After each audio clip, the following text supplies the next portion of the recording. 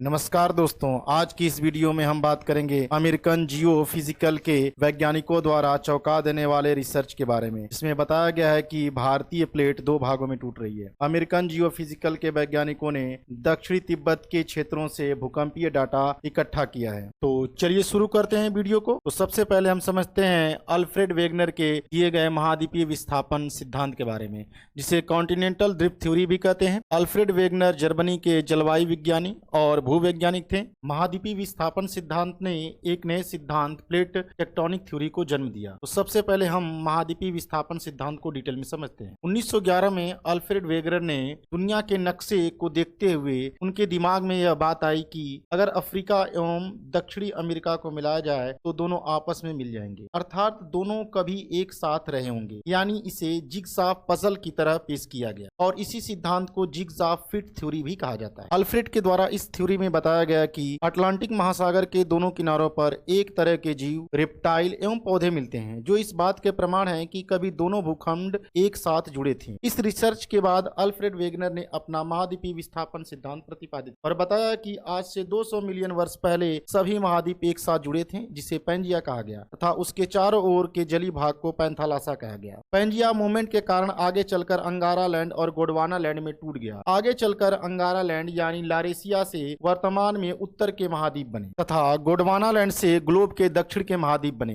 लेकिन Alfred Wegener movement होने का कारण नहीं बता पाए। आगे चलकर 1960 में टूजो विल्सन ने पहली बार प्लेट टेक्टोनिक शब्द का प्रयोग किया। तो चलिए हम समझते हैं डिटेल में प्लेट टेक्टोनिक थ्योरी। हमारी अर्थ मुख्यतः 3 लेयर में विभाजित है। ऊपरी लेयर को क्रस्ट कहते हैं, मिडिल वाली लेयर को मेंटल कहते हैं तथा सबसे निचली वाली लेयर को कोर कहते हैं। मिडिल लेयर जो मेंटल है वो 2 पार्ट में विभाजित है, जिसे अपर मेंटल और लोअर मेंटल कहते हैं। अपर मेंटल एक सेमी लिक्विड फॉर्म में होती है, यानी न तो पूरी तरह लिक्विड और न ही पूरी तरह सॉलिड होती है। अर्थ के कोर में रेडियो एक्टिव पदार्थ है। जब 2 प्लेटें आपस में टकराती हैं तो 3 घटनाएं हो सकती हैं। पहली, सबडक्शन। जो 2 प्लेटें आपस में टकराती हैं तो भारी प्लेट हल्की प्लेट के नीचे धंस जाती है, जिसे सबडक्शन कहते हैं। नीचे धंसी प्लेट में ट्रेंच बन जाता है तथा ऊपरी वाली प्लेट में फोल्ड माउंटेन बनते हैं। दूसरी, लैटरल स्लाइडिंग। जब 2 प्लेटें आपस में घिसने लगती हैं तो वहां पर भूकंप आते हैं। Third, spreading. जब 2 टेक्टोनिक प्लेटें एक दूसरे से टूट जाती हैं तो फिर वहां पर मैग्मा धरती के बाहर आ जाता है,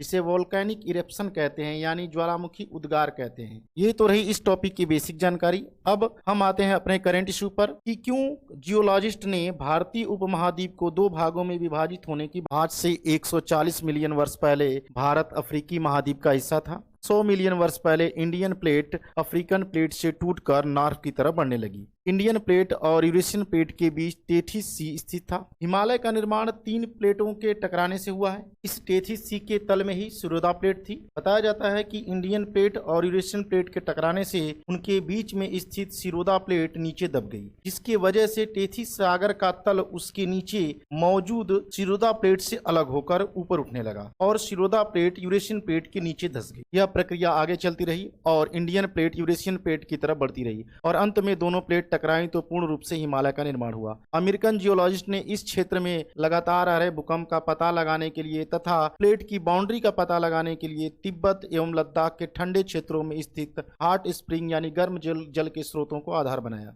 हॉट स्प्रिंग का निर्माण तब होता है जब ग्राउंड वाटर मैग्मा के संपर्क में आता है। इसी ग्राउंड वाटर के साथ कई यौगिक भी नीचे से ऊपर की तरफ आते हैं, जिसमें से वैज्ञानिकों ने हीलियम के आइसोटोप्स H3 और H4 का प्रयोग किया। हीलियम 3 मैग्मा में पाया जाता है, जो क्रस्ट के संपर्क में आने पर हीलियम 4 में बदल जाता है। यानी हीलियम 3 की मात्रा ज्यादा है तो वहां पर क्रस्ट पतला है और हीलियम 4 की मात्रा ज्यादा है तो वहां क्रस्ट मोटी होगी। इसी आधार पर जियोलॉजिस्ट ने यह बताया कि साधारणतः भारतीय प्लेट 100 किलोमीटर मोटी है, बट तिब्बत वाले रीजन में यह सिर्फ 80 किलोमीटर मोटी है। यहाँ पर 20 किलोमीटर प्लेट पतली होने का कारण चीन के जियोलॉजिस्टों ने पता लगाया। इसके लिए उन्होंने भूकंपीय तरंगों का अध्ययन किया, जिसमें उन्हें पता चला कि P और S तरंगे 80 किलोमीटर की मोटाई पार करने के बाद उनकी स्पीड बढ़ जाती है, जो प्रदर्शित करता है कि उसमें मैग्मा है। यानी P और S जो वेव है वो मैग्मा में तेजी से चलती है तथा उसके बाद उनकी स्पीड पुनः कम हो जाती है, जो पुनः बताती है कि मैग्मा के नीचे सॉलिड अवस्था में क्रस्ट है। यानी यहाँ पर प्लेट 2 पार्ट में टूटी हुई है तथा उनके बीच मैग्मा का जमा हो गया है। इसी आधार पर यूएसए के जियोलॉजिस्ट ने बताया कि भारतीय उपमहाद्वीप 2 भागों में बढ़ सकता है। तो आज की इस वीडियो में इतना ही। हमें उम्मीद है आपको यह जानकारी अच्छी लगी होगी, तो इसे अपने दोस्तों में जरूर शेयर करें। धन्यवाद।